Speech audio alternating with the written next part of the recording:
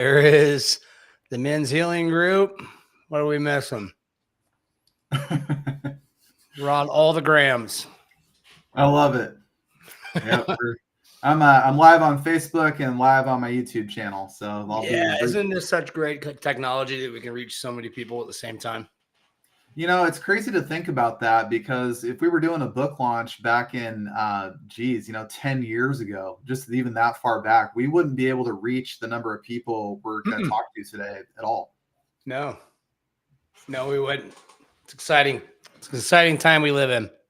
It's very exciting. Let me jump a second here.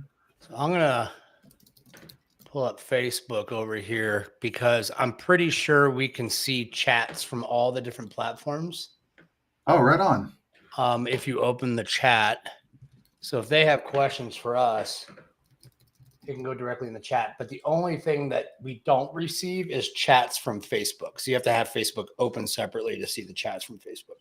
Oh, okay. Gotcha. All right, let's see here. Where am I at? It is 12 o'clock. Are you able to play that video that you created from your stream? It's not letting me. I might be able to play it on my screen.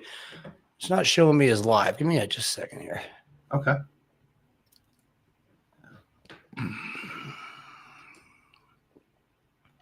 Good morning, Tan. Tan's on there? Oh, okay. Gotcha. And if you want to invite any of the other authors on, you can just send them a link and it'll bring them up in this same screen with us. Gotcha. I've got one of the gal that wrote the foreword for us, beautiful lady Teresa. She's in the studio on hold right now. I'm going to introduce her after we get going. I'm going to have her join Facebook Live on that side, but we'll get her in the studio here in a few minutes. Yeah. Awesome. Okay, so it is showing up inside your event. Oh, it is? Oh. That's what it looks like, but it's not showing up inside of mine, which is fine. Fascinating. All right. Yeah. So it looks like whoever the host is, if they created an event through Restream, it'll automatically show up inside that event. Oh, okay. But it's showing me live on the Facebook. That's exciting. Looks like we got 5 people joining us so far, and we're growing. Ooh, nice. Very cool. Yeah. So, yeah. All right. I'm just going to put... Let me find my original posting for this event so I can just let everybody know that they need to come over to this one. Yeah. But go ahead, man. Go ahead. I'll catch up. All right. Sounds good. Yeah. Well, I want to welcome everybody to the Empowered Grief Journey Anthology book launch today. Thank you guys for joining us live on Facebook, YouTube, Instagram. Basically, we're everywhere and anywhere on social. That's just how it is. And I got to give a prop to my man Russell real quick, because he got me a platform this morning to make this a lot easier to connect with you guys in one place. And so I wanted to share that this book that we all wrote, 23 of us, there's a copy. This is an author copy, by the way. Don't mind the stripe here.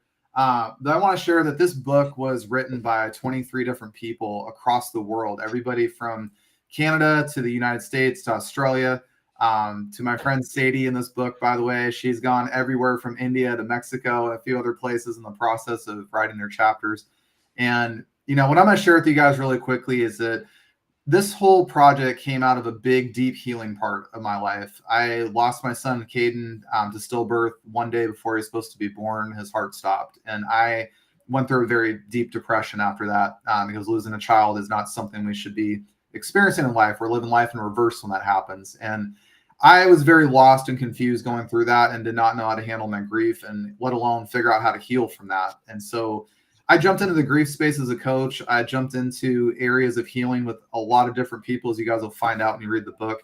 But what I want to share more importantly is that it was such a great honor to be able to create a legacy for my son and share that space with these 23 authors in this book. It was something bigger and better than I ever thought would have happened. And the magic inside this book is that we're all sharing grief stories and healing journeys from various different parts of life. This book covers everything from adoption loss to child loss to going through narcissistic abuse, having abusive family members. It talks a lot about different losses in many, many areas of life that I can go into a little bit later. But I've seen some of these people that have gone through the roughest moments of life, the moments that break us down and really make us question who we are, why we're here, those really deep questions in the dark places.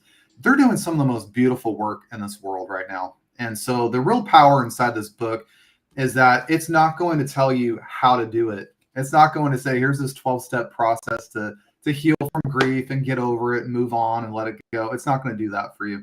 But what it is going to show you is that the power of being raw and authentic and vulnerable with your emotions, your grief, and giving yourself space to process what you went through and learn about yourself as you go through that process. All of these authors are going to show you a very powerful way to discover your own empowered grief journey, to figure out what works for you. And my hope is that you read all the chapters in the book, because all these stories have collective power within them.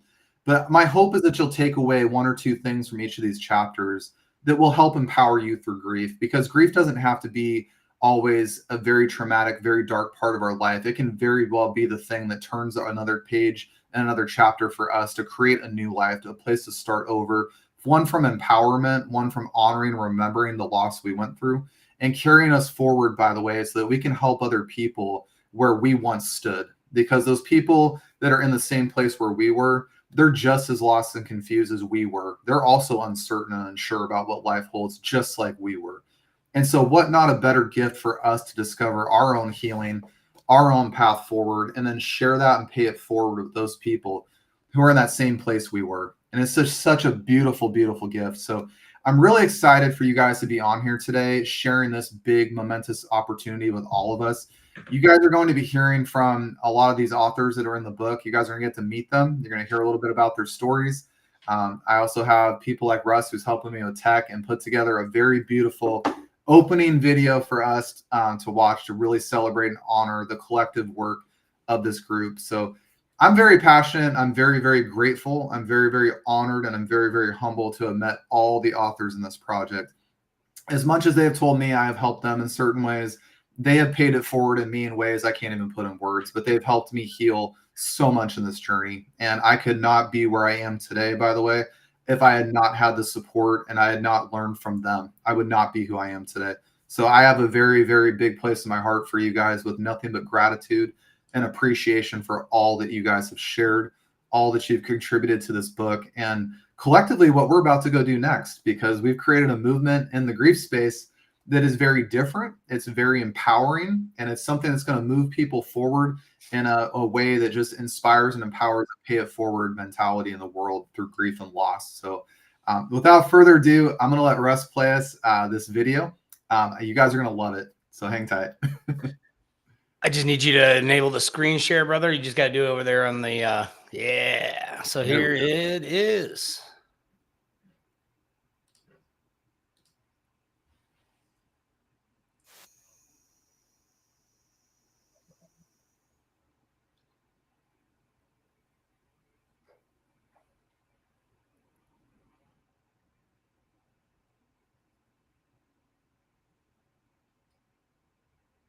Oh, wrong one. That's today, Russ. Of course, right? Hold on. You know what? I'll just talk for a minute. For those of you guys watching, by the way, this is part of healing right here, is being able to laugh at yourself. Absolutely. That's the best part. So well, just being able to laugh, right? Being able to laugh about is what's fun. Yeah, you gotta make fun of yourself sometimes. Okay. Yeah. What did I do? All right. Well, while Russ is looking that up, you guys are going to see what I really think is the big, more important part of this project is what we're going to show you guys next. So let's see here. And by the way, I want to thank all of you guys that did pre-order the book. There were quite a few orders that came through my website. People that had downloaded the Kindle version of this book. The paperback is out on Amazon. I'll be going over a little bit of that a little bit later on. But I just want to say a big, big thank you for that upfront support. It's truly been something special to see. And I'm going to share with you guys now this amazing video Russ put together for us.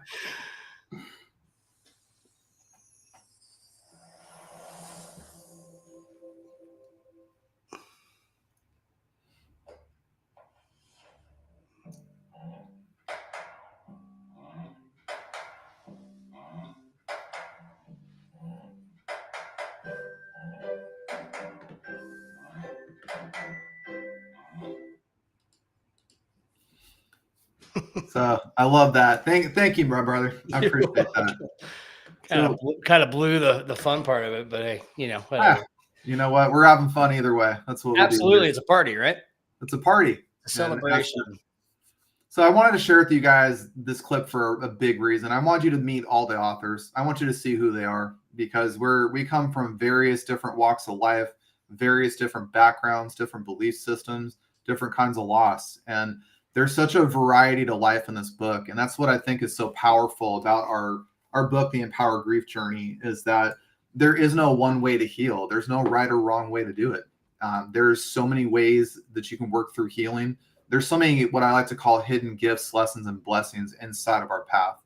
And what I think is beautiful about that is when we discover that, there's so much we can do to go out there in the world and help other people. And when we live in that place of gratitude and appreciation and contribution from what we've gone through, we're able to go make the world truly a better place. And so what Russ has pulled up here is our Amazon site we got together. You guys will see the book cover there. I put a big description about the book so you guys can learn more about what this book really is and what's underneath it. Today through Wednesday, I want to let you guys know this book is available for free on Kindle. So you guys can download it, get your feet wet, read your chapters. A lot of you guys that are on right now, if you're friends with whatever author, I recommend starting with their chapter. Go for it. If you guys are friends with Russ, read his chapter first. If you guys are friends with Allie or you guys are friends with Teresa, read their chapters, read what they've done. I want to give a shout out to Teresa real quick because she helped me with a part of the project that I was really struggling to find the right person to do, because this book in a way needed to be honored in a very strong fashion. And I was very grateful to meet Teresa through podcasting. She and I podcasted together about a few months back. She's an author herself. She has a beautiful book. And long story short, she offered to write this forward for us. And I will confidently tell you guys, when you read the forward, it will meet you exactly where you are. And I'm going to pull it up real quick so I can share the first couple lines on it. However you've arrived at this moment, know this: you're exactly where you're meant to be. The universe has guided you to this book, and only you and your creator know why. The Empower Grief Journey, 23 stories of grief that carved a new path forward, is more than a collection of stories. It's a sanctuary of healing, love, and transformation. And Teresa, I'm going to let her talk here in a second. I'm going to pull her up on the screen. She wrote a beautiful, beautiful foreword. It's going to make me cry if I read the rest of it because it was so powerful.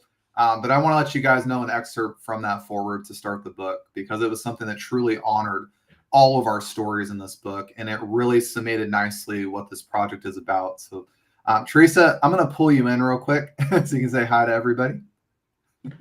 Hello. Hi. Thanks for joining today. Oh, I'm really thrilled to be here. Thanks, guys, for pulling this all together. Russ, well done. You know what? Things happen, and they happen for a reason. And it's all right. You got through it. It's well. It's great. That's right. Fabulous. Yeah. So Teresa, the reason I wanted to say a big thank you and have you come on today is that you in many ways were the right person to write this forward, because you yourself have gone through a tremendous grief journey for many, many decades of your life. And I just want to say I'm very, very honored and very humbled to have had you write that forward, because you were the right person who's walked this walk through life in ways that most people haven't experienced. And to understand grief and understand trauma and understand loss on a very profound level, and to have read some of these chapters in the book. I remember I sent you probably 3 or 5 chapters to write it. It was just such a beautiful thing that you contributed to the book. So a big way, I just want to say thank you, but I wanted to open this up for you to talk a little bit about what that was like to write the foreword and what your initial thoughts were about the chapters, because I hadn't shared them with anybody at that point. Oh, it was first of all, thank you for the incredible honor to write the foreword. I was so emotionally overwhelmed, Chris. I truly value what you and I have created together. And I thank you from the bottom of my being, my soul, for allowing me to create this forward for everyone. And when you sent me 4 stories, including your own, and I was so absorbed in them. I could not get through most of them without reflecting on my own life, on my own journey, on my own grief processing.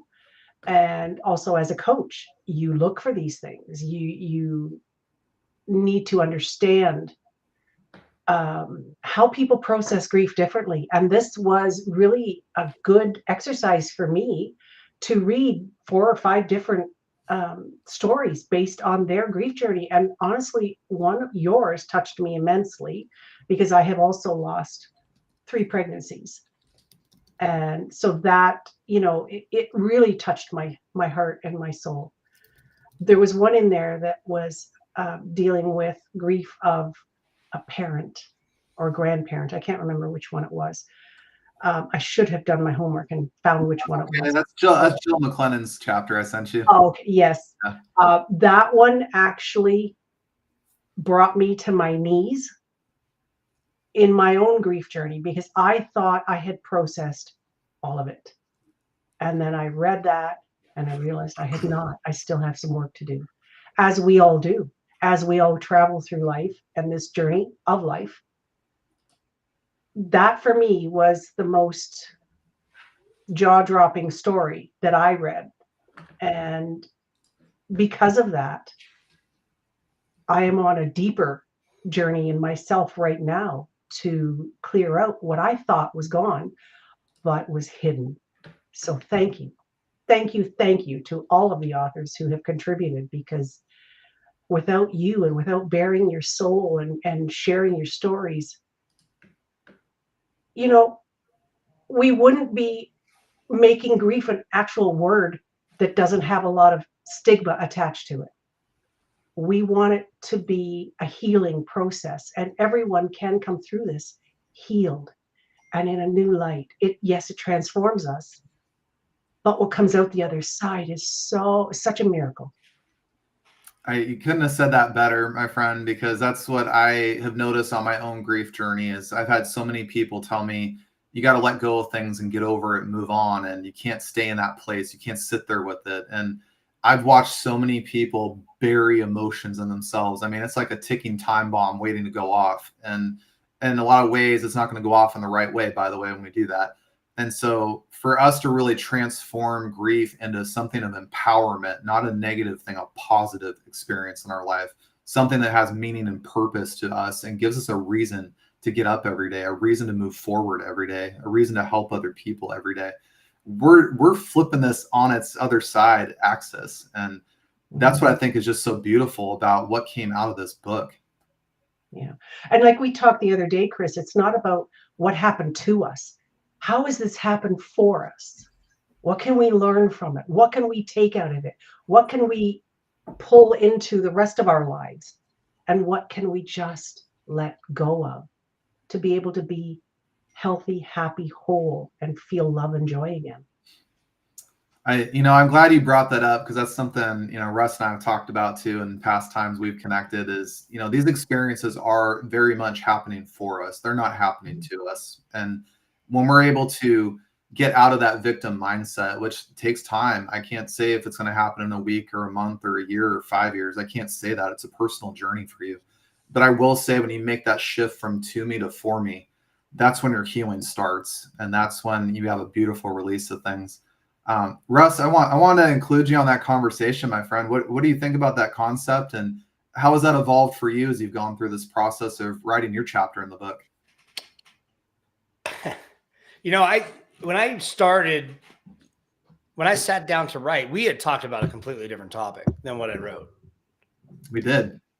I mean, I've got my education and training is in somatics, narcissistic abuse, things like that. So we were going to approach it as, how do you grieve the loss of a narcissistic partner, which was completely, and I don't know, Teresa, if you've read the chapter that I wrote or not, but very different. I ended up writing about my father, and my father was a narcissist, and my father was incredibly abusive. And the concept of trying to grieve a man that it was that violent and that did that much harm is hard, right? But when I started kind of thinking about it, I realized that it did happen, just not the way that most people anticipated happening. So actually writing that down and putting all those thoughts together and trying, because it was a healing in and of itself. It was stuff that I hadn't thought of. it's stuff that I hadn't processed. So just writing the chapter helped me heal along the journey, along the way.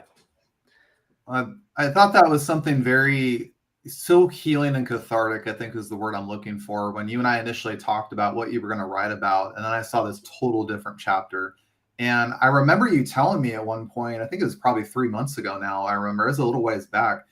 You said, I thought I was going to go this direction with it, but my healing's actually over here. This is the thing that I haven't paid attention to enough. And I haven't allowed myself space to really dive into this. And absolutely. Yeah. I thought that was just, that's an example of what came out of this project. We all kind of thought it was this direction and we ended up over here. Giving ourselves. Yeah, I don't know how many other people had the same experience where they started going one direction and just got led another way, but it was very synaptic kind of, like I didn't have a lot of control over it. It just kind of grew on its own into what it was.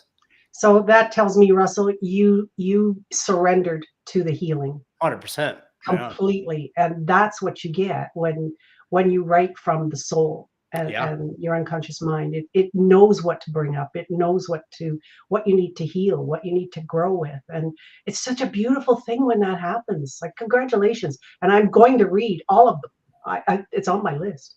Yeah. Teresa, what I love is that Russell and I are the only two men in this project. Funny story. I noticed. I didn't intend that on coincidence or anything like that, but I was very grateful he joined for this big, big reason. And I want to make sure the world knows this, by the way. My friend Russ has gone through a lot of trauma in his life, and you guys will find out when you read his story. And what I love about my friend Russ is the following. This is a man who's okay being emotional. He's okay being vulnerable. He's okay to say, I've been through trauma. I've been through loss, and it hurts, and it's hard to get through. And what he has done to help other men get out of this strong guy, tough guy, suck it up, be a man thing, he has shown men it's okay to have emotion. He's a prime example of what I wish more men would learn how to do. And he has set a great example in this book with his story to help other men learn how to be open with their emotions, be vulnerable, and learn that trauma doesn't mean bottling it up and sucking it into yourself and holding it in for decades of your life and being, taking that out in bad ways. He's taught people how to work through trauma. He's helped me with that. And so I'm proud to call him a friend, but he's done some beautiful work for men that need a voice to say it's okay to feel. I mean, it's a big, big gift. I didn't want to call you out that bad, Russ, but I just want to say, man, big gift. Big gift. Thank you, man. It's an honor to hear it. I appreciate it. But that does need to be said, though, because men do experience it just as much as women do. And men are statistically known to bottle it in and hold it in. And that's exactly what I did for decades. And all it does is make you sick. 100%. And it's not something that you did to yourself. It's something that was created and happened to you. But it happened. It happened to you, but you're the only one that has any control over it going forward. So that's the part that's hard. It's like, it's like beating a dog and then expecting them not to be angry. Yeah. But you're showing men that, both of you are showing men that they have things too. We all do. And to just speak about it is the first step. And then writing it is so cathartic. It gets it out of your body physically. And living this stuff. And I've got a couple listeners. I'm not sure who they are because all it shows me is a number, but a good friend of mine comes to me regularly like, man, I really respect what you're doing and I'm feeling it. And over the last couple of months, I've gotten calls randomly from guys like, Russ, I've been watching you for like 2 years. I know we haven't talked in 15 years, but here's my entire life story, So it's getting out there in front of guys and showing that vulnerability is strength is basically the mission. Yeah. Beautiful. Russ, I appreciate you, my man. And, Teresa, coming back to one of the questions you asked about, maybe Russ touched on this too, about how this really changed people. I'm going to introduce you guys to Gina. She's another author in this chapter. And Gina and I connected on podcasting earlier this year. Gina has a beautiful story. I'm going to let her speak to it since she's jumped on here. But what I thought she was going to write her chapter about turned into actually something different. And it was actually from what I've heard, very healing experience and opened up some conversations with her and her family that were never really had for many, many years. And I think that that's a prime example of how this book brought a lot of healing out and a lot of grief that needed resolution. Gina, I wanted to welcome you on here. Thank you, Chris. It's good to talk to you again. Nice to meet everybody. Likewise. Hopefully it's a good day over there in Montana. Yeah, it's nice and rainy. Well, tell everybody just a quick synopsis about your chapter and what that experience was like writing that chapter out the way you did. Yeah, like you mentioned, this story that I ended up writing was not the one that I had intended, but it was the one that God kept nudging me to write about. And what I thought he meant for me to initially write about just for myself on my own personal healing journey, he intended for me to share so that both my family and I can heal and I can help others heal as well. So it was the initial traumatic experience of my life that I had never talked about publicly before. I had just had a conversation with my dad about 2 years ago, even letting him know that I remembered the events of that situation. So it was still very new and raw, kind of on the healing process spectrum, right? And so walking through that, as we all know, when you're writing through these things, you have to relive them to some degree. And, I knew very early on that I was meant to share this story. And it was uncomfortable for some in my family for me to share it initially within good understanding. And at the end of the day, I guess you could say they understood that it was something that I was meant to move forward with, that I was the safe space to tell this story. And I was saying this is going to make me cry. I was told to move forward and make them proud like I always do. And that meant everything to me. Because they knew that I was simply sharing what had happened from my 8-year-old perspective.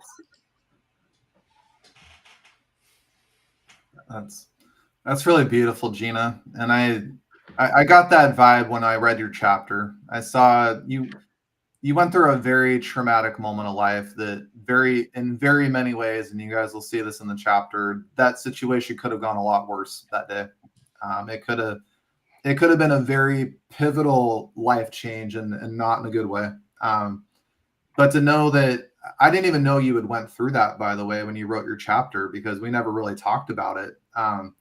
You talked a lot about other things. I'll let you share if you're comfortable with it. I just want to protect your anonymity on that one. But I just want to say that you shared a part of your story with me that I myself got very choked up when I heard it. And I couldn't believe the amount of strength you have had through your whole life, because you challenged that since you were very, very young.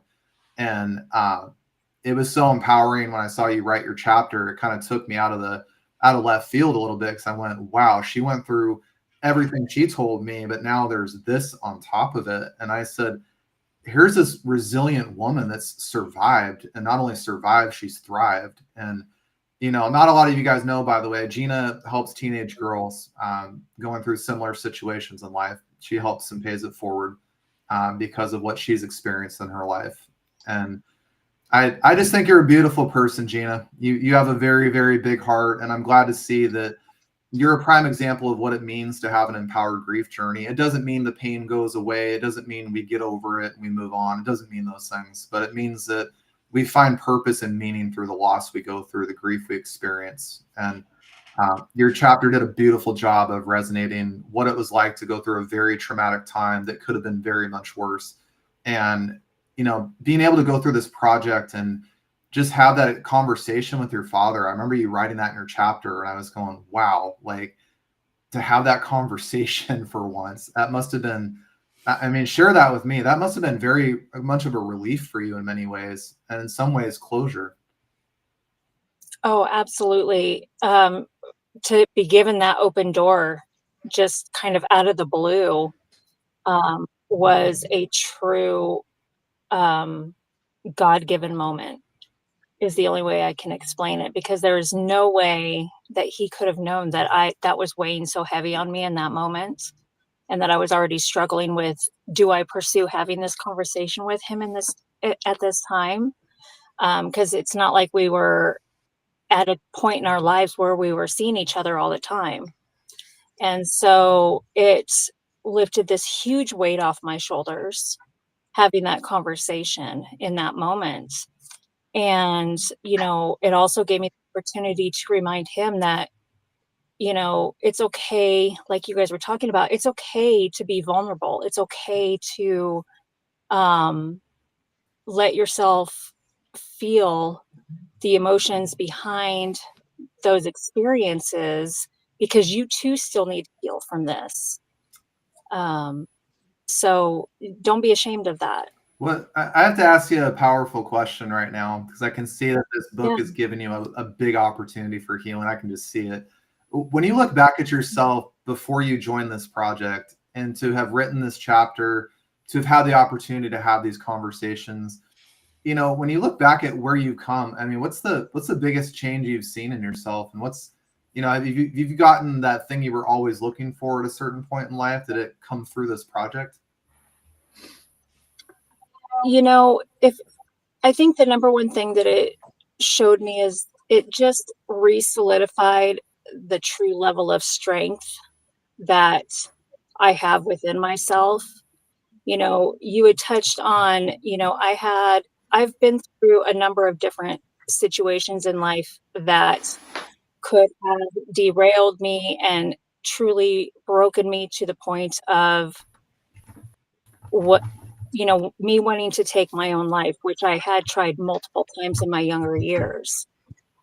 But at the end of the day, God always intervenes, because he had a much larger purpose for me.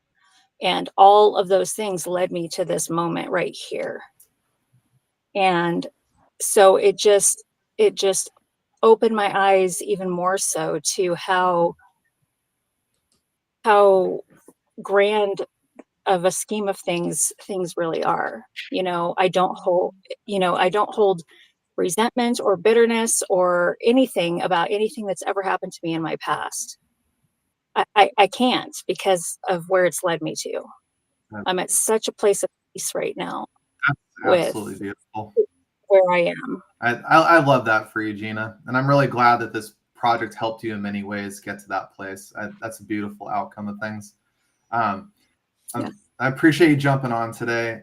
For you guys just joining us, Sadie and Shalem just jumped on. I'm trying to give everybody about 5 minutes or so to share their stories, so you guys can hear from different authors in the book. Sadie, you're still down in Mexico, right? Yeah. Why don't you share with us a little bit about your chapter with us? Yeah, it was interesting. I didn't going to write, and of course, ended up being the same thing that's a topic for so much of my life, which was adoption. And first of all, I'm going to apologize. I might lose you again. The internet's a little strange here. Yeah. So no worries. Thanks. I'm out in the lobby. We just moved hotels, and they haven't gotten me into my room yet. So I'm just out here. It's a little loud, but you got to do what you got to do. So, yeah, I just found myself once again, speaking to my adoption grief, the grief around being put up for adoption at birth and losing my mother. And it's funny because I always say losing my mother. I don't really think about my father, which is its own journey in itself, and something I still, I don't know. It's so weird, our journeys, right? I don't know why the father hasn't been quite the same sense of loss. I mean, certainly it has been, but my mother,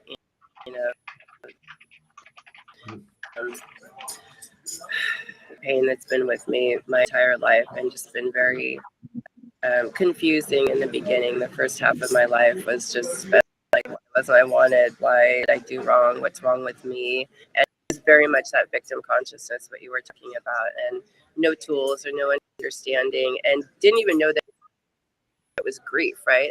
That was part of the journey, was learning that my education and having lost, the death of my grandmother, and then a friend in a head-on car accident, and then a woman who committed suicide or died by suicide is the terminology.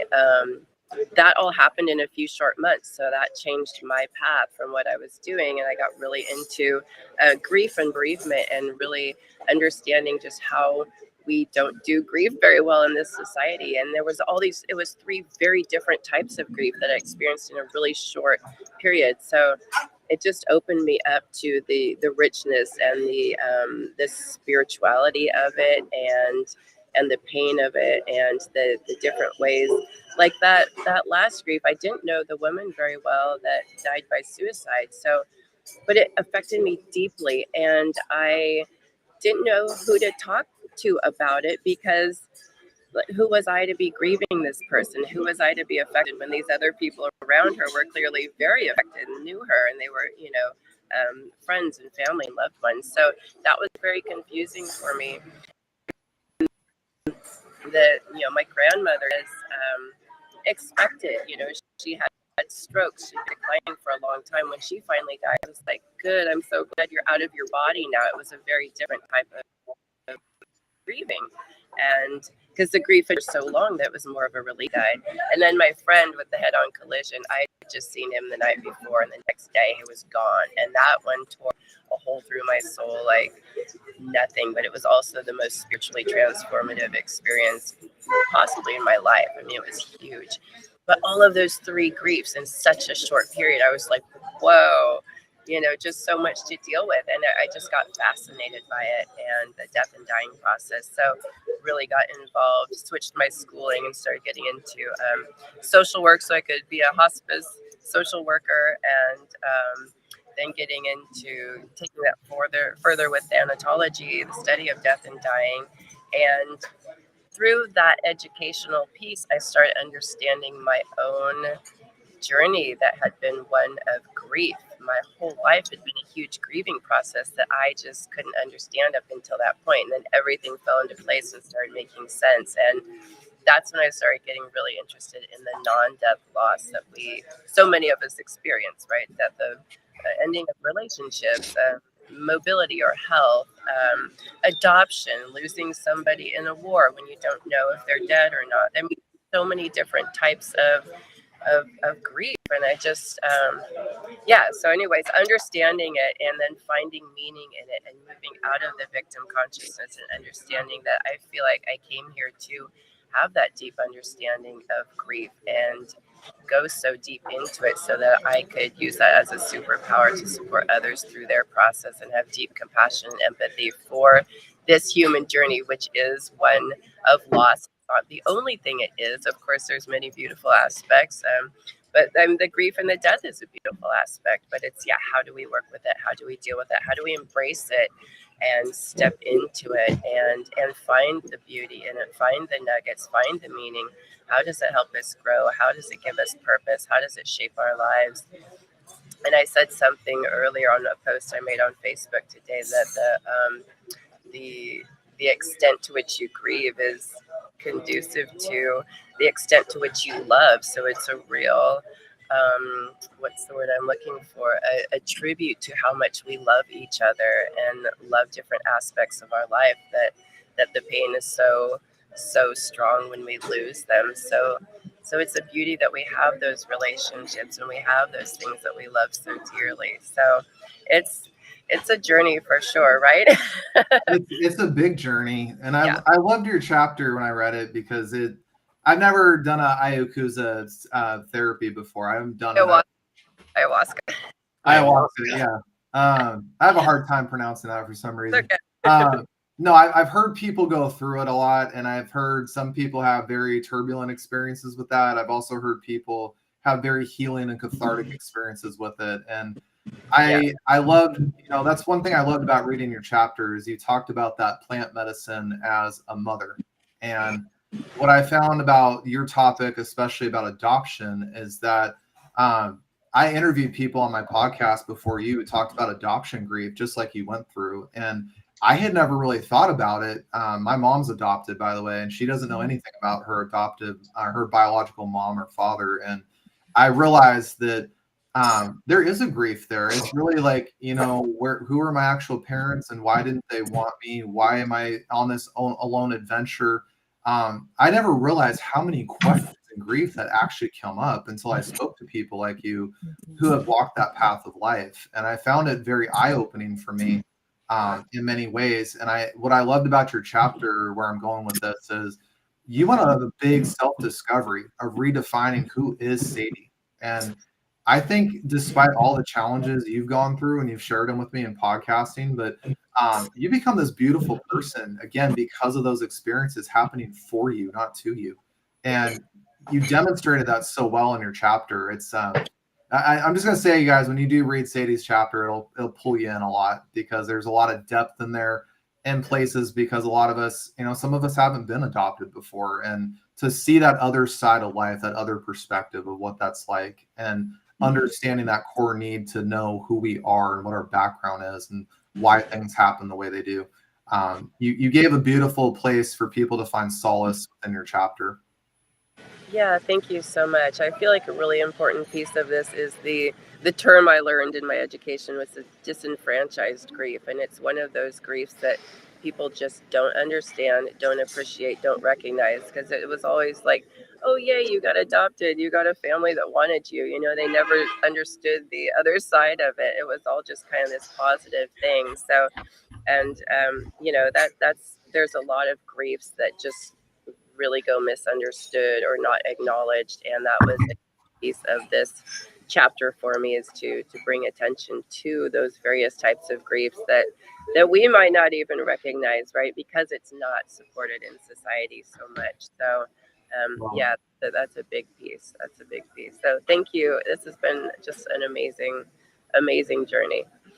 Well, Sadie, I just want to say a big thank you to you for being part of this book, being part of sharing your story in here, because I can tell you right now, there's many people that have walked your path and you've stood where they are right now. And I say that a lot, but you have a true power to help people. And I'm really grateful to see you out there in the world doing that. So thank you so much today for sharing a little bit about your chapter and about yourself. I'm very grateful you're part of this project. Wonderful. Thank you. And I want to invite you guys to another author who jumped on here. She's a wonderful gal out of Arkansas, and she also was a local PNW native like me. And her name is Shalene Dazan, and her chapter is a return to that high mountain in the book. And Shalene went through multiple losses in a very short period of time, and I'm going to let her share her story. But I shared a lot with her about PNW and mountain biking, and I'm going to share with you guys, we're very lucky to hear from her today, by the way, because girl was out there mountain biking yesterday and broke her wrist in 2 places. So I'm very honored and very grateful she's on today. And Shalene, I just want to say thank you for joining us. You're welcome, Chris. It's always a pleasure. I'm glad to be here too. I broke my right wrist doing an enduro pre-ride on Friday. So sorry if I'm a little subdued. Pain has a way of humbling us all, but I'm just so grateful to be part of this book. It's been incredible reading everybody's stories. The writing quality is just, it's off the charts. It's really blown me away. And, I will go into my story, but one thing I've so appreciated about reading other people's chapters, some of the people that maybe only focused on one really hard grief, and one really hard grief is all any of us need in life. We don't need more than that they were able to really capture with a depth what that experience was like. And I feel like everybody can find something that feels familiar for themselves as they journey through life, or if they haven't personally had one of those pull the rug out from underneath you, drop you to your knees kind of griefs, then they're lucky, but they don't then understand maybe what some other people are going through that are around them that have had those kinds of griefs. And I really appreciate that this book is shedding light on that. And I'm so grateful to be part of the conversation. My grief story I think, I kind of catalog a lot of catastrophic bereavement events that happened in my life. And it started with my husband dying of cancer. When I was 45 years old, I became a widow, and he died at home in our bed on a cold day in January with the biggest snowstorm in the history of Portland. The snow coming in through the window in the back, and the sliding door in our bedroom. And we had been married for just a year when we had the worst oncology appointment anybody really, I think, can have, which is 0% chance of survival and absolutely zero treatment opportunities that they could offer. So that was one day after our 1 year wedding anniversary that we had that oncology appointment. But I think we both knew a lot of dread in our hearts because we'd seen the CT scans and realized he had been a survivor of childhood cancer. And so he had more zest for life than anybody I've ever met. He knew that not one day was to be taken for granted. He'd survived Hodgkin's lymphoma in 8th grade, and then again 11th grade when he was a kid. And so it was 30 years later, it was the chemo and radiation that he'd gotten back then that caused the cancer that killed him. And he really didn't want to die, and I really didn't want him to die. And that was really hard. When he died, my world just shattered. And that was just that's when that light bulb goes on and you say, this is the depth of the human experience of grief, and my dog really pulled me through. At the time, people were saying, like, thank God you've got Digby, because we didn't have any kids. And, and I thought, you've got to be kidding. I've got my dog, my husband just died. But fast forward in my life, I could look back and say, thank God I had Digby. He really gave me a reason to engage with life in a meaningful way, which is one of the things we have to do as we come through grief. He gave me something to care about, and got me outside in the backyard. And nature has always been a sanctuary for me. And spent a lot of time, in the rain. And we lived in Oregon at the time, so spent a lot of time in our just suburban backyard. But we had a lot of trees, and eventually I started to move through from that place of just the shattering where you can't stop crying. You just didn't even realize that a human could cry that much, to beginning to see beauty in like little things, like the way the sunlight would reflect off a dewdrop or a raindrop coming off the pine tree, or the way the wind would catch a wind chime or something. And, my mind began to open up to beauty, because it is in like little things, like the way the sunlight would reflect off it's a heightened state, I think, of awareness that you're in when you're in these very intense grief experiences. So the following May, after my husband died, I took a trip up to this place called Illumination Rock. And that was his deathbed wish, was that I would scatter his ashes up at this high mountain place. We were backcountry skiers. And it's a journey. It's a trek to get there. You put your skis on your back. It's too steep to skin into, even though, we had skins for our skis. You hike up the climbers route up to Mount Hood. And then when you get to the part where you would have to rope in with other people and have crampons and an ice axe, you put your skis on and you traverse over to this beautiful place called Illumination Rock. And he said, he wanted his ashes scattered there. And then when our dog Digby died, to scatter Digby's ashes there too. So that gave me a sense of purpose. It gave me a reason to keep running, keep skiing, keep engaging in physical activities, because I knew I had this journey to take. And if any of you guys have ever scattered ashes, it can be hard. That urn started from the bedroom and it moved to the living room and eventually was in the garden. And I would look at it and I'd say, one of these days, I'm going to bring you up to Illumination Rock. And it was the Monday of Memorial Day weekend. And then a few months later in that summer, my best friend got a brain virus, and she died within 6 weeks. And one of the things I so appreciate you guys write about in your chapters is many of us, I think, go through as grievers that we lose our friends. Like, they don't know how to deal with us. We're in just this intense experience and it makes them awkward and uncomfortable. that we can't feel better sooner. And Bevan was the one friend that became a better friend after my husband Brad died. She said, "You do grief your way. You do you. I love you." And so it was so shocking, and it felt so strangely personal to have her contract this brain virus and die. And I was there with her the day we realized that she'd lost her equilibrium and wasn't walking normally. I was there with her in the emergency room and in the hospital, and her death was devastating to me.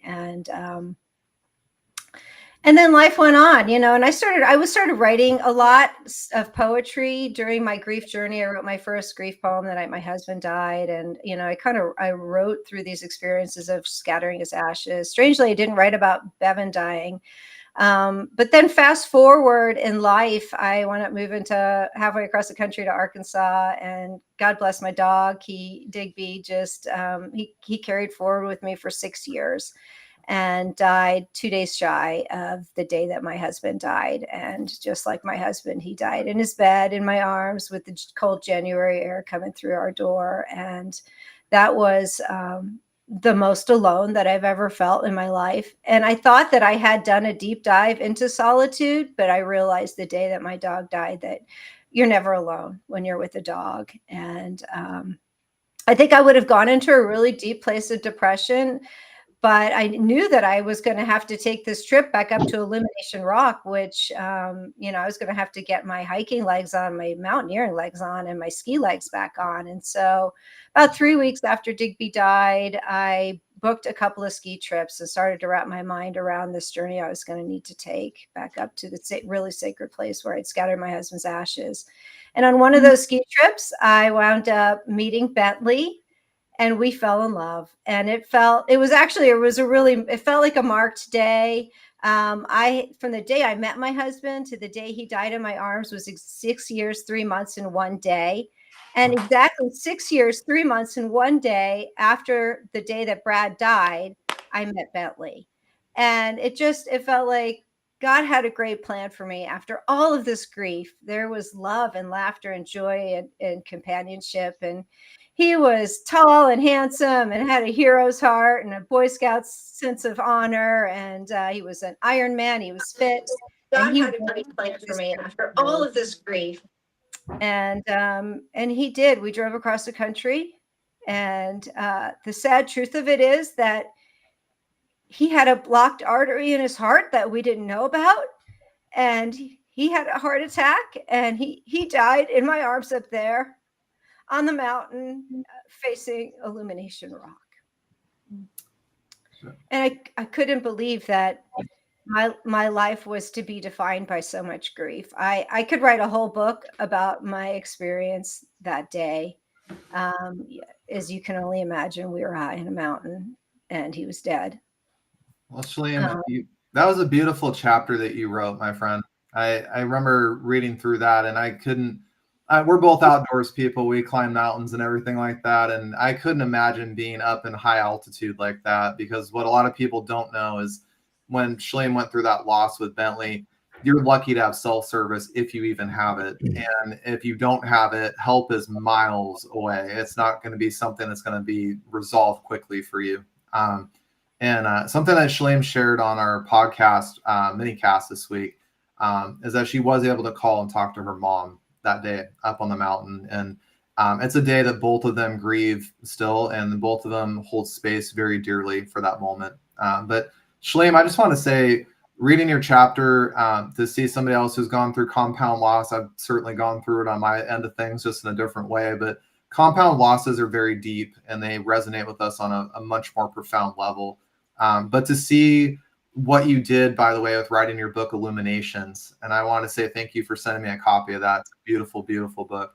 But to know that you took all of those writings together to create a book of poetry to help other people through grief and honor that place of Illumination Rock. I really don't know why, but I feel like you were called to that place in many, many ways with the most important people of your life. And so I'm just honored to see how you honor and remember Bentley, Brad, and Digby. And I just want to say Digby feels like the book. Yeah. Digby, so he was God, yeah, I still grieve him. And one of my signature sayings that, came out of all of my writing and my experience of grief, and I think you guys can relate to this, is that perhaps after all, a broken heart is like a broken mirror with more places to reflect the light. And I really see that in this book. Each of us is a broken mirror, and we're all reflecting our light out there to the world in such an incredible way. I'm just grateful to be part of it. Well, Shalem, I just wanted to say thank you for jumping on today and giving our listeners a little bit more background into yourself and why you wrote your chapter and what it's about. It's definitely a powerful chapter in this book to share how compound losses can affect us, but also at the same place, giving us so much hope and so much inspiration to move forward by honoring their legacy. And I just want to say, I know you probably can't go biking anytime in the near future while that's healing, but I hope you get back out there. Hey, Chris, we got a couple things from the chat that might be interesting. Oh, please shoot. Yeah, we've got Lisa Woolry said, Sadie, my kids were adopted, and I've always wanted to be able to understand more of what they feel, which is pretty interesting. Looks like Sadie's already responded to her in the chat, but another way that the book could connect to somebody, right?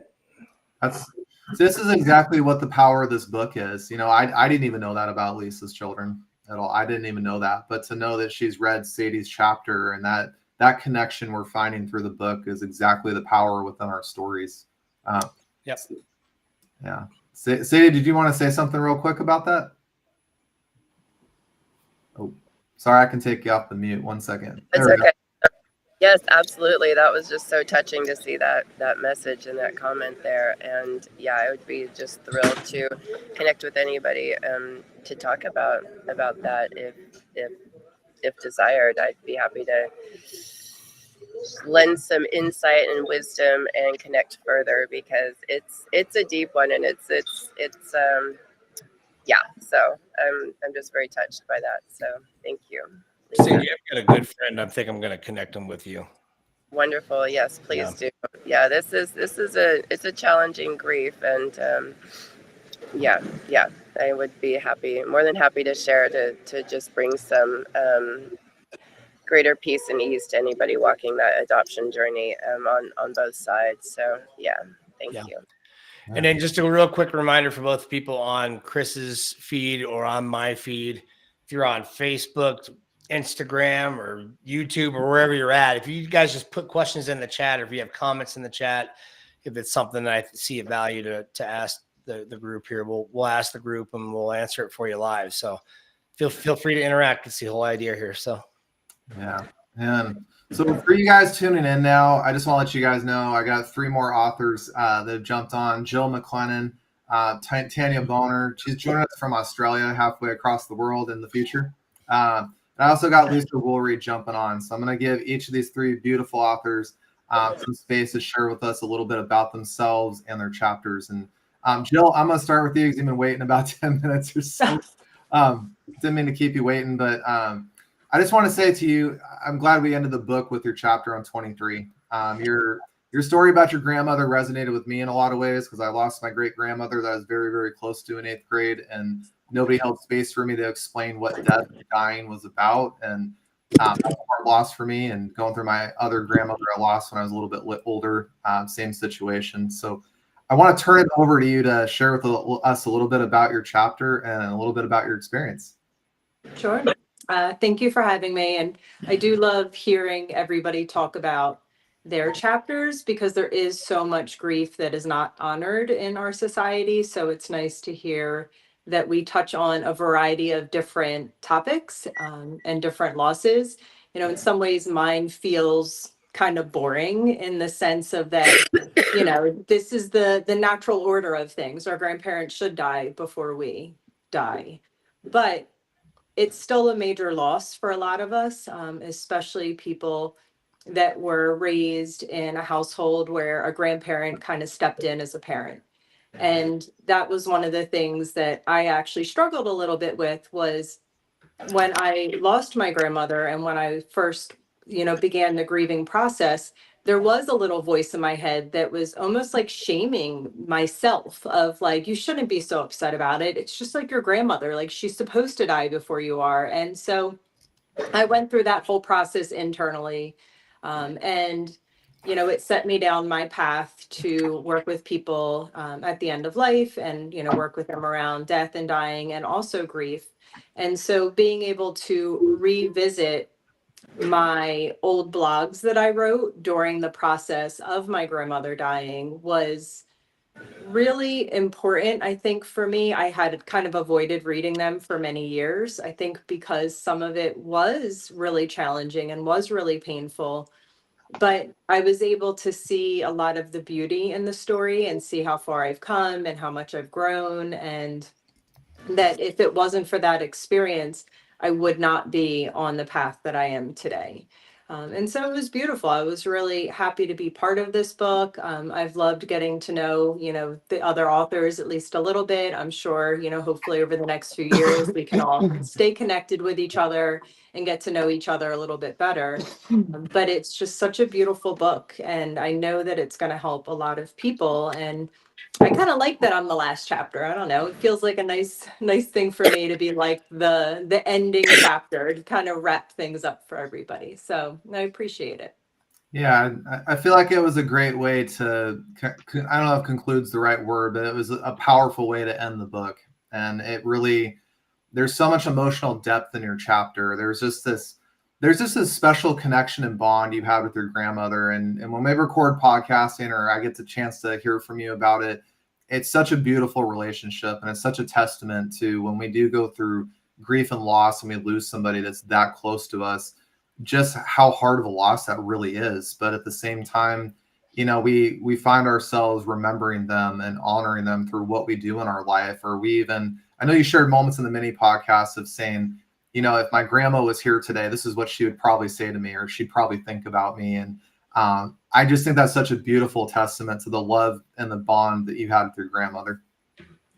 Well, thank you. And yes, she definitely would be very proud of me. And she also would be a little annoyed with me that I wrote about her because she just kind of didn't think that she was that big of a deal. So she would be annoyed that I was making a big deal out of her. But that's part of what I loved so much about her was she was just kind and giving and wonderful and shaped so many lives, not just my own.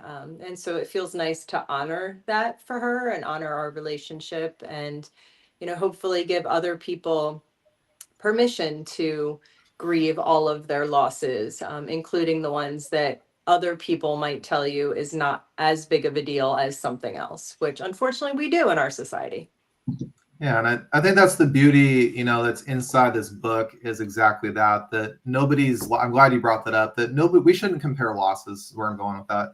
Everybody's loss is very individual and specific to them. And more importantly, we don't get to walk everybody's walk of life. We don't get to experience the world the way anybody else does. And so, you know, when I thought about writing this book, that's what I love the most about it is there's 23 different perspectives. There's 23 different kinds of loss. There's 23 different meanings and purpose and love and connection and kindness is found through these stories. And that's where I think the true power of this book is our collaborative environment, the community we've built to show people that there is no right way, wrong way, perfect way. That doesn't exist, but it's in the stories that we wrote that there's one or two things in there we resonate with. And that really can help a reader connect and discover their own path. So I just want to say thank you for contributing to that. And it was very powerful. So if Grandma's looking down right now, sorry, Grandma, you're in the spotlight. We appreciate you.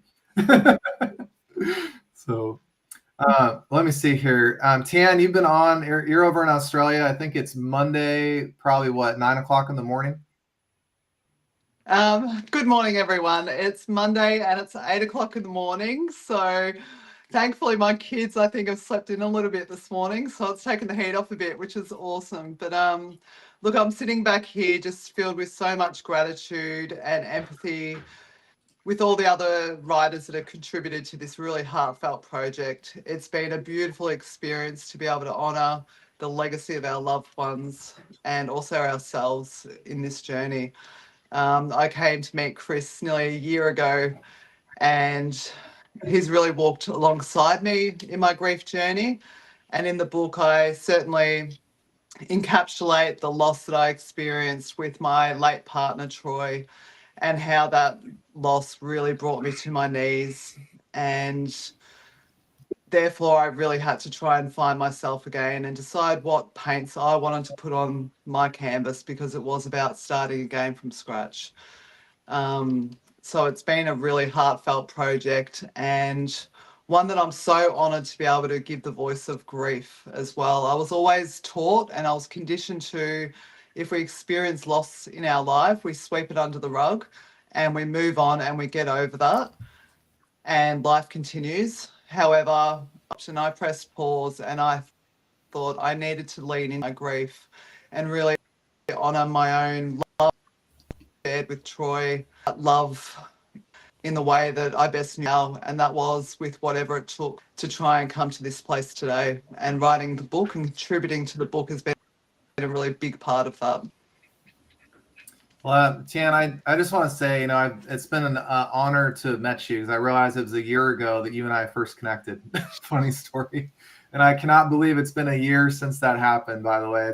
We've done so much together, coaching and writing this book together. I know you shared a lot about Troy and writing the chapter, and I just say he's a beautiful guy that gave you a powerful gift. And I like to say, as many of you guys know, when I started coaching, that I went into this place of calling these experiences of life a gift in shitty wrapping paper. That's what I called it. And the reason I did is that we don't want it. It doesn't look good. It doesn't feel good.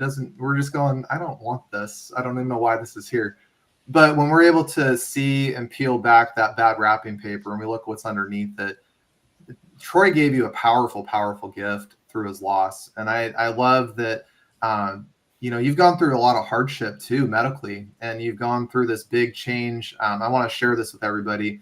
Tan's about to reach 1,500 days straight of working out. This is something that's come out of her grief journey. And that's just incredible, my friend. I mean, you're somebody to look up to. You're somebody that motivates me a lot because I've never tried a record like that before. But you honor him so much by taking care of his kids, helping them have a good life, and taking care of yourself and honoring your grief. I mean, you're a beautiful person because of the gift that Troy gave you.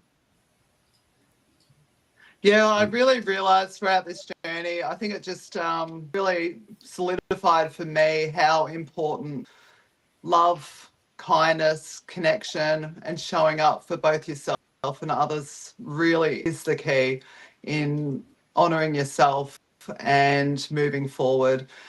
And I've really tried to hold on to those values throughout this grief journey, and to be able to reach back to others and pay kindness forward as well. It's been such a pivotal part of my journey, and something I'm so grateful that I've realised through such a horrific circumstance of loss, really.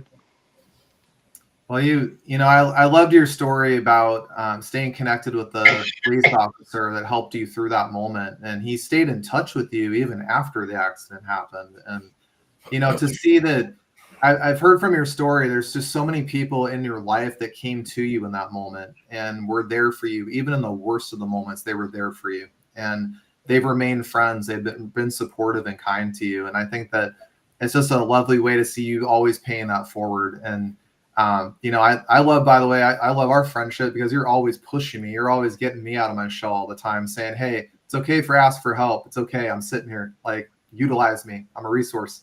So you've been helping me in ways I haven't really communicated until now. So I just wanted to let you know that.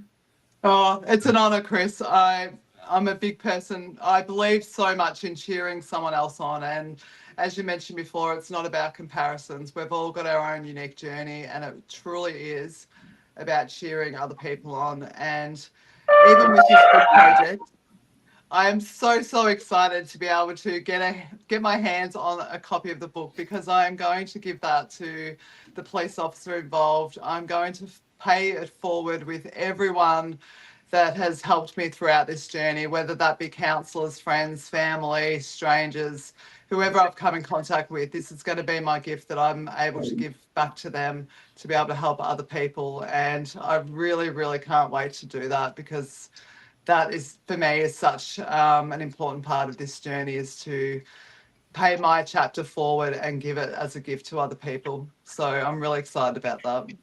Well, we'll get those author copies going here quick.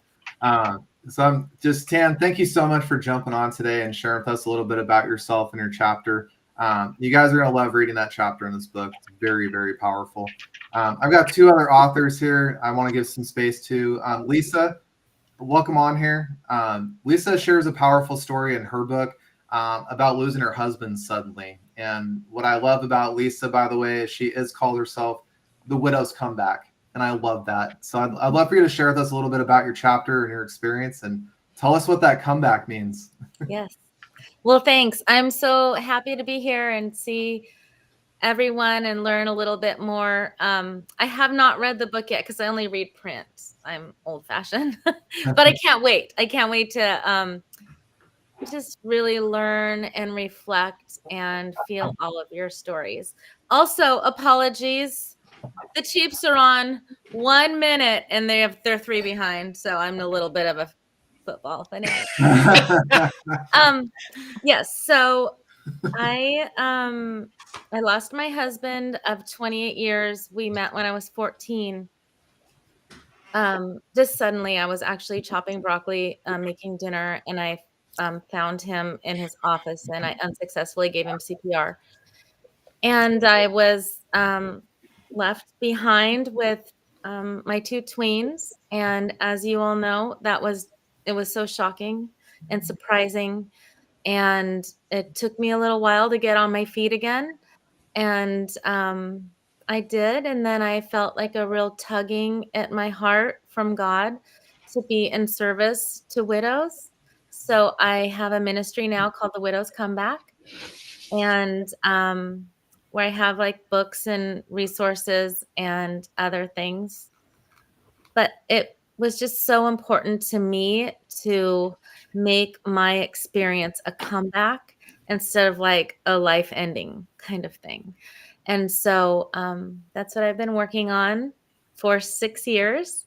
And writing this chapter was really good for me. I write about being a widow every day, if not nowhere else than on the Widows Comeback Facebook page. But it just really allowed me to sit down and reflect on where I've come from the day after my husband died, when I literally said to myself, oh, my life is over, to where I am now, where I'm living a really good life and I'm healing every day. My kids are healing every day. And so that's what this book meant to me, is just really being able to reflect on that and just to be really proud of myself. Well, Lisa, I can just say, it's what you went through in your loss in particular. It's something that shocks and comes out of nowhere, and there's really no way to be prepared for that. There's no way to say, okay, I can handle this. It just comes out of nowhere, left field, and to see your resiliency that you talked about in our podcast many months ago, but also through the book. This doesn't have to be the end. There is a new beginning here. And our mini podcast we talked about a little bit earlier this week, and you guys can check that out on my page. Lisa made a good point that, 6 years ago she couldn't say this, but today she can, that Eric has given her such a big blessing and a gift through this whole thing. And for her to be able to hold space for widows that go through the same loss in life and make sure that they're not stuck, they're not being held back by grief in a lot of ways, but letting them know that they can continue to move forward in life through honoring and celebrating them. One thing that Lisa brought up that I thought was really powerful in the podcast is she went for a hike in her grieving process, and she shouted in the middle of this hiking trail, "My husband died." And most people ignored her, which was mind blowing to me. Because I was like, hello, somebody went through some trauma here. We need some attention. And nobody knew what to do with that. Yeah. I know it's uncomfortable, but at the same time, I'm like, I wouldn't just stand there and say nothing. And that's kind of weird. But Lisa had one person actually see her in that moment and guide her in that step. And she talks a lot about just talking about the vulnerability of talking about breaking down in Target and crying, which I think is so normal in those moments. It's not something to be uncomfortable or weird about or awkward. That's a normal part of grief. And I love that she has the courage to allow other people through her own demonstration of that to say, it's okay. You're fine to be where you're at right now. You don't need to be anything other than who you are in this moment. And so Lisa, I just want to say through the podcast and the chapter, thank you for giving people who go through loss, especially like yours, permission to be with their grief, permission to feel the way they need to feel, whether that's on a hiking trail, or if that's in the middle of Target one night trying to buy some groceries, just to give them the permission to allow their grief space. It's a beautiful gift. Well, thank you for giving me the opportunity to be with these people and to help other people on their grief journey. You're very welcome, Lisa. Chris, just real quick reminder for all the people listening is we do have that for how long for free for the Kindle version for them to go and review it? Yeah, so the Kindle version is going to be free through Wednesday, guys. So if you want to go check the book out, download a free Kindle copy, go to Amazon between now and Wednesday, and you can get your copy on there. If you guys have Kindle Unlimited, the book is free on that. Just want to put that out there for you guys. And I'll also say I would love to appreciate a review from you. If you do get a copy of this book, please honor all the authors you're meeting today, everybody on this screen that you're looking at. You've gotten a big opportunity to look at people that wrote these chapters that are inside this book. You've gotten to learn their backstories, why they went through grief the way they did, what they learned from it, how they've discovered how to heal from it. It would mean the world to me to have you guys leave a review to make sure that they're seen and heard and give them some acknowledgement on their process. So Russ, thank you for reminding me about that, my friend. Yeah, there's already some reviews on Amazon, and they're amazing. One says, a beautifully crafted and deeply compassionate anthology. This book transforms the way we understand grief, honoring it as a powerful teacher rather than something to hide or move past. So there's some really good stuff already on the reviews. That's beautiful. Well, guys, as we start wrapping up here, I'm going to end with my last author. I'm supposed to actually done a mini podcast with her today, so I owe her a big apology for that one. So I'm going to make sure I find time in my week here to make that happen. I want to introduce you guys to Terry Ann Russell. She wrote a powerful chapter in this book about losing her son, Anthony. And it was through the loss of her son, Anthony, she discovered a lot of spiritual gifts through that. And she found ways, by the way, to stay connected to him, even though he's not here in the physical world. And I had the pleasure of podcasting with her. She's a beautiful lady with a beautiful story, and she's opened my eyes spiritually in many ways since we connected. And so, Terry, thank you for being so patient and jumping on today. I truly appreciate you today. Tell us a little bit about your story. Wow, it's been such a powerful journey, Chris. I would just want to thank you so much. I really didn't realize in the beginning how much it would unlayer for me again, and not even just about grief, but like where I did not set boundaries in life with people and where I became a people pleaser. And so everything changed for me in the instant that my son passed. But I love hearing about and reading about everyone's experiences. It has been one of the most profound experiences to be able to share this with so many beautiful people in so many different ways. And I think when you're going through grief, whether it's early or later in your process, so much changes for you. And a project like this, there's so much love and compassion, not only for each other, but for yourself that maybe you did not have before that comes out. I mean, for me, that was one of the truest, most valuable lessons that I learned on my process of just writing your chapter. And I'm an author, and I've written books before, and I've written about my connection with Anthony. So I want to say thank you again for just doing this and to having the courage to go forward and connect everybody and to bring us in this beautiful space. I really appreciate that, because I've seen so many of the authors in this group connect with each other in one way or the other, and to see so many good networking connections and so much just truth and healing and holding space for each other. And I feel like we really carved a space outside of society. We kind of pulled ourselves out and said, we're going to live in this space where we hold space for each other. We allow ourselves to be where we're going to be and meet each other where we're at. And I think that's a very big description for other people to learn, that we can break free of societal influences and societal ideologies that require us to bury grief and move on. A lot of people I've talked to have discussed the mentality of having, 3 days to grieve. And I can't believe that, companies say, well, you can have 3 days if your child passes or your grandfather passes, whoever, but get back to work and life is normal. It's okay. Yeah, life goes on, and they sort of just want you to, people told me you have other children to think about. And I was like, well, which one of your children do you want to choose to live without? And then you come talk to me. I was pretty fresh in the beginning. I can resonate with that. I completely understand where you're coming from. But I think that's the beauty of your chapter, though, is that you've shown people, how to meet them where they are in such a beautiful way. And you've also, I'm very spiritual. That's what I love about you as well, that just because our loved ones are not here in the physical world doesn't mean they're still not with us in one way or another. And to be able to look for signs out there, you shared that a lot in our podcast. I've never forgotten it, to always keep those eyes open and our ears listening, because those ones of ours that have passed are very close to us. And Anthony's still very close to you. I love your posts. I see them all the time. He really is, and in the beginning, it's funny because it was so loud and I didn't want that. I didn't want that experience with him. This was my child. I would have much rather have him here in this life and not where he was. So within the 6 years, it's been this complete journey, this 360 of this really emotional roller coaster that has taught me that love never dies. He's always here with us. He's always sharing and celebrating. And even just yesterday at my daughter's 16th birthday, there was, he used to love the cartoon Courage the Cowardly Dog. And so there was a big print of Courage the Cowardly Dog when we walked into the art shop to do her pictures.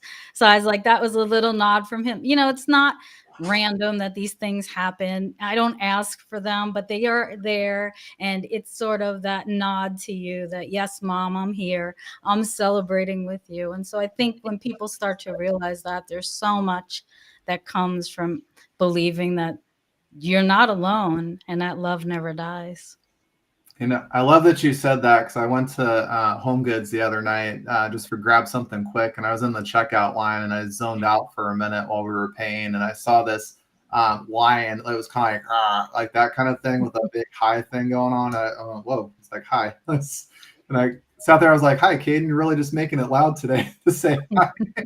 So I love that you brought that up about Courage the Cowardly Dog. I love that show growing up as a kid. So.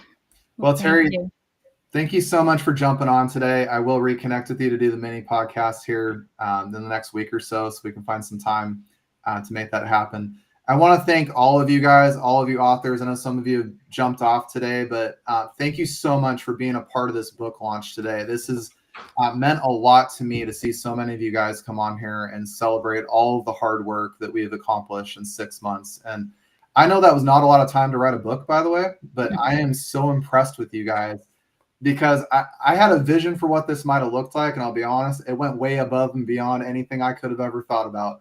And I just know that anybody that reads any of these chapters in this book, any 23 of them, you're going to get something to take away from your grief experience, your loss experience. You're going to find your path forward. And what I want you guys to know, by the way, because all these authors in this book did this extremely well, and you'll see that when you read the chapters, you will find your hidden gifts and lessons and blessings. You'll find them. They will show themselves to you when the time is right.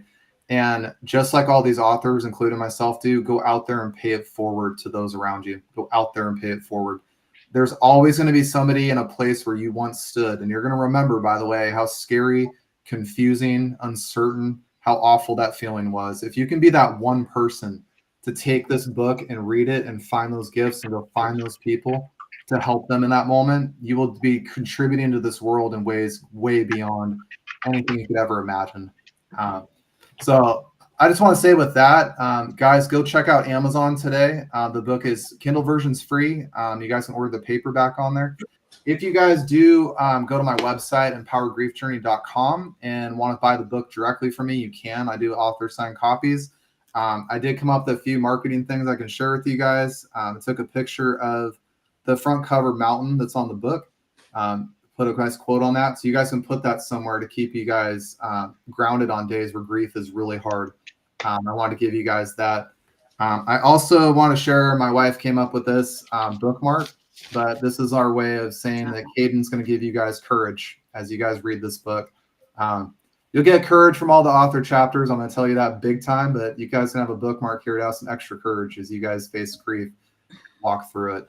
I want to share too, a little bit about the book cover really quickly. You guys will see the mountain on there. This is a place called Lake Serene up in Washington. It's about 2,600 feet of elevation.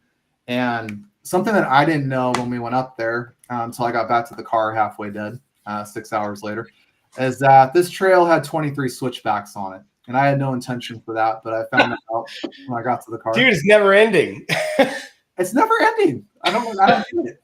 But when we went up to the mountains, a funny story real quick. When my grandfather died, there was a lone blue jay in the yard. I have no idea why, but it was the only bird in the yard that would come by. And so, long story short, that became his bird. When we got up to the lake to take the photo, the mountain was socked in full of clouds. You couldn't see anything. And I went, wow, I just hiked and darn near killed myself. Now I can't get a shot for the book. Well, funny story, this blue jay kept hanging out on the left side wherever we came up the trail. And we walked around a bunch for 40 minutes or so. And long story short, the clouds moved after an hour. They all moved out of the way and the mountain showed itself. And that's why you guys see the sun peeking over. You can't really see it because of the title here, but the sun came peeking up over the mountaintop. And where we took this photo is right where the blue jay was, up there. And so I couldn't help but think that somehow my grandfather had a say in what cover went on this book in some fashion. But this is, I was glad to end this call with Terry, by the way, because we're both super spiritual in the way of seeing signs. And I can't help but share with you guys, as you do navigate grief, look for signs. You'll see them. I've found dimes. I've found blue jays. I've found all sorts of these things that represent people I've lost. And 23, after I darn near killed myself going up that trail, was very funny in some ways. That Caden's with us all the time. And so you should real quick just give all the different 23s and why that's significant, because people watching may not understand why that's significant. Oh, I appreciate that, Russ. I did leave that out. I'm going to share with you guys, my son was born on the 23rd of September, and I can't explain why, but 23 follows me around like a lost puppy. It's everywhere I look. If it's at the clock, if it's out in public randomly, if I'm just like scrolling Facebook, or I'll even be watching a show on TV and somebody will just say 23 out of the blue. I don't plan for it, but it happens. So I've taken 23 as a symbolic number, which is why we have 23 chapters in the book. I chose 23 chapters to honor my son, but at the same point, I'm glad I chose 23 chapters because I got to meet 23 people in this book who have incredible stories. And it was not a better way to honor my son than to do it with 23 other people that are so passionate and loving about their grief and their lost journeys. It was absolutely incredible to hold space and walk this journey with all the authors in this project. I've heard from many of you guys. There's an author that didn't get to join us today, and I'm going to share this really quickly. I won't fully share all the details, but I want to share how powerful this was. I was helping this author write their chapter, and there was a part of the chapter she wrote that she didn't quite add enough detail in. And I asked her to add a little more detail about that moment. And long story short, we cried on a Zoom call for 45 minutes together. And I had no idea what can of worms I opened up. But what happened is that she lost her mother to suicide back in the 80s. And back in the 80s, suicide wasn't something that was very well held space for, let alone talked about. It was kind of taboo in a sense to just say, don't talk about it. We're not going to talk about it. We're going to move forward. She was able to have healing conversations with her sister for the first time in decades.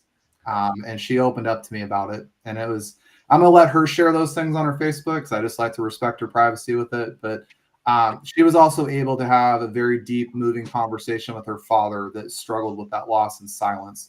And so this chapter writing process transformed her healing journey. It opened new grief, but it gave her new healing. And to tie this full circle, by the way, this is why I'm glad that Russ was part of this project. He's a prime example of when I hear about men that lock that down for decades, that trauma, that grief, that loss, for pain, and they walk in silence with it.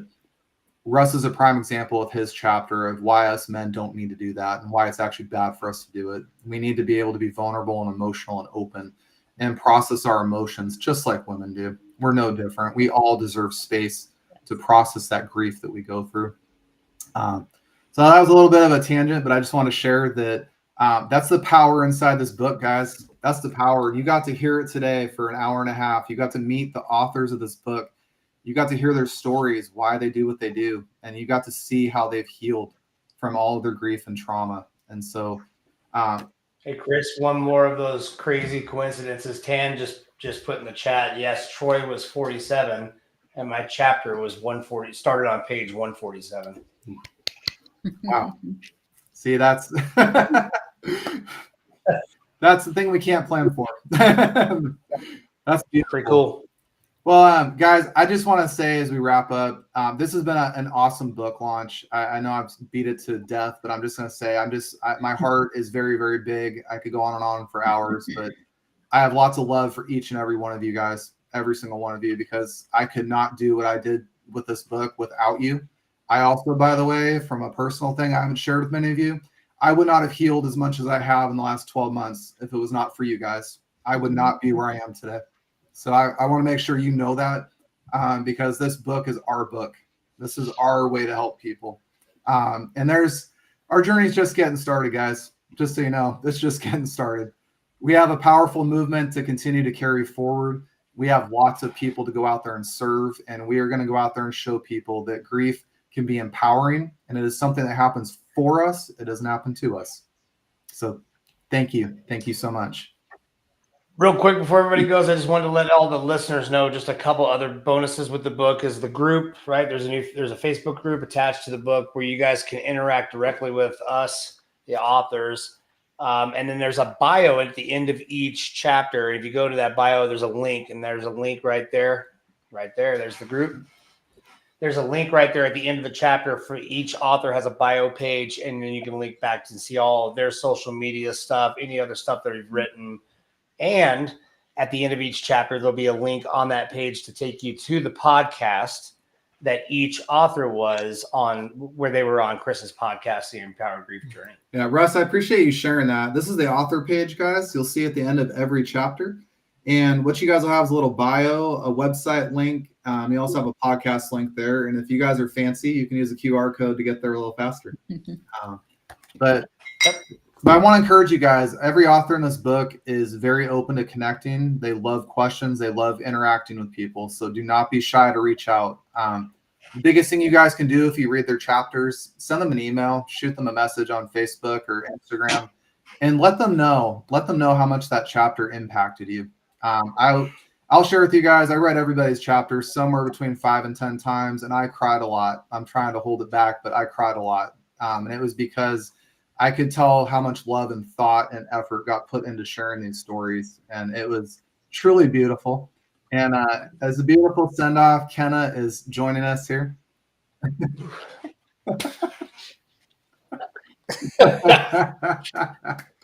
Yeah. Yeah. She wants dinner. Oh, there we go.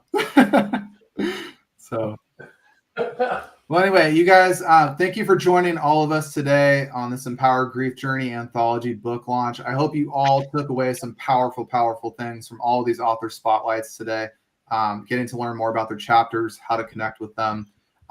Don't be afraid to join us in the group, guys. We want you all in our group. I don't care what walk of life you've been, what loss you've gone through. You have a safe place in our community. And all of the authors, by the way, are in this community. So you can talk to them directly in there. We will be offering some courses in the future here about grief and loss. There's so much talent between all the authors in this group. So you guys will get to work with them one-on-one here. But thank you so much for joining us. And I hope you guys have a great Sunday.